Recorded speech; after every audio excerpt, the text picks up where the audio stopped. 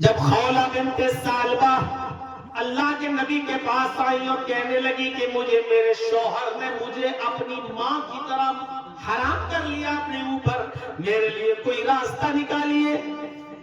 ارے مجھ سے کہہ دیا کہ تو مجھ پر میری ماں کی طرح حرام ہو گئی ہے۔ اے اللہ کے نبی میں تو شوہر کے بنا نہیں رہ پاؤں گی، بچے ہیں میرے۔ اے اللہ کے رسول پیار تو میں دے دوں گی بچوں کو، لیکن کھلانے پلانے کی ذمہ داری تو مرد پر ہے، اور میرے شوہر نے مجھے اپنی ماں کی طرح حرام کر لیا ہے۔ آپ اگر کوئی راستہ نہیں نکالیں گے تو کون نکالے گا؟ آپ نے خولہ بنت ثعلبہ سے کہا کہ میرے پاس تمہارے لیے کوئی راستہ نہیں ہے۔ خولہ بنت ثعلبہ یہ گفتگو اللہ کے نبی صلی اللہ علیہ وسلم کے پاس ان کے حجرے میں کر رہی تھی۔ حضرت عائشہ کہتی ہیں کہ میں نے حجرے کا دروازہ کھولا تھا اور حضرت خولہ کو اندر آنے کی اجازت دی تھی۔ خولہ اور اللہ کے نبی دونوں باتیں کر رہے تھے، دونوں گفتگو کر رہے تھے۔ خولہ اپنی پریشانی بتلا رہی تھی اور اللہ کے نبی کہہ رہے تھے کہ میرے پاس تمہارے لیے کوئی راستہ نہیں، لیکن وہ دونوں کیا گفتگو کر رہے تھے؟ میں ان کے پاس ہی بیٹھی ہوئی تھی، چند قدم کے فاصلے پر۔ حجرہ تو بہت چھوٹا تھا نا، تو کہتی ہے کہ میں 1-2 گز کی دوری پر بیٹھی ہوئی تھی، یعنی زیادہ دور نہیں۔ حجرہ چھوٹا تھا، میں حجرے کے کونے میں بیٹھی ہوئی تھی، لیکن اللہ کے نبی اور خولہ بنت ثعلبہ کیا باتیں کر رہی تھی دونوں؟ لم اسمع کلامہما، میں ان دونوں کے کلام کو نہیں سن پا رہی تھی، میں ان دونوں کی گفتگو کو نہیں سن رہی تھی۔ یعنی وہ دونوں کیا باتیں کر رہے ہیں، وہ آواز ہمارے پاس نہیں آ رہی تھی۔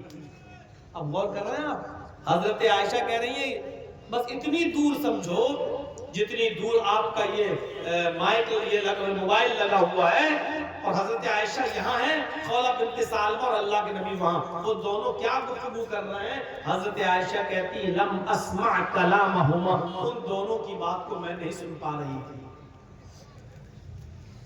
لیکن اللہ رب العالمین ان دونوں کی گفتگو کو سن رہا تھا۔ واللہ یسمع تحاورکما، اللہ تم دونوں کی گفتگو کو سن رہا تھا۔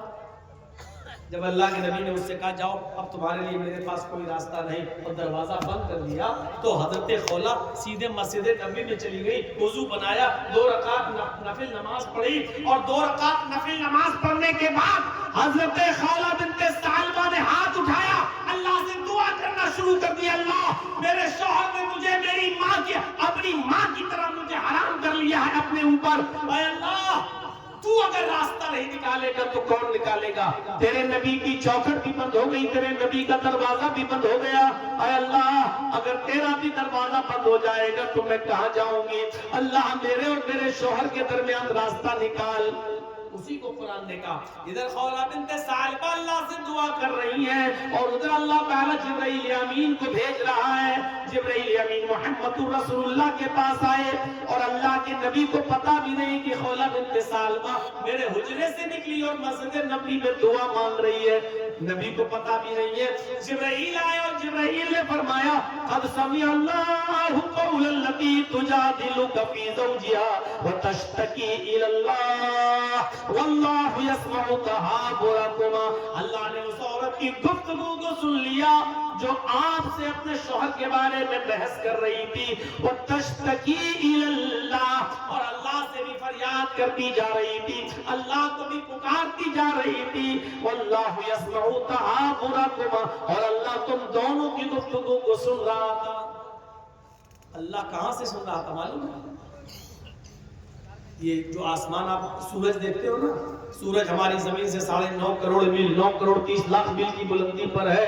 سورج دنیا سے اتنا بڑا ہے، اتنا بڑا کہ اگر یہ پوری دنیا جس میں ہم اور آپ رہتے ہیں اس کو سورج کے اندر ڈال دیا جائے تو یہ پوری کی پوری دنیا سورج کے کونے میں ایسے پڑی ہوئی دکھائی دے گی جیسے بہت بڑی فیلڈ کے اندر ایک چھوٹی سی فٹ بال، ایک چھوٹی سی فٹ بال، ایک بہت بڑے میدان میں چھوٹی سی فٹ بال دکھائی دیتی ہے کہ یہ پڑی ایسے یہ دنیا سورج کے ایک طرف پڑی ہوئی دکھائی دے گی، اتنا بڑا سورج، اور سورج کے بہت اوپر ستارے، اس کے بعد سیارے، سیاروں کے بعد کہکشائیں، ایک کہکشاں ایسی ہے آسمان پر، آسمان سے نیچے، جس کی روشنی کو زمین پر آنے میں 10 ارب سال لگتے ہیں۔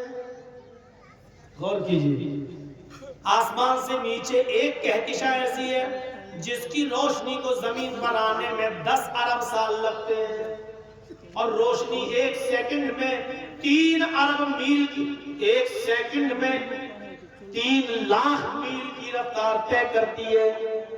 ایک سیکنڈ میں، آنکھ بند کرو کھولو بس، کتنی دیر میں روشنی کتنی رفتار طے کر رہی ہے؟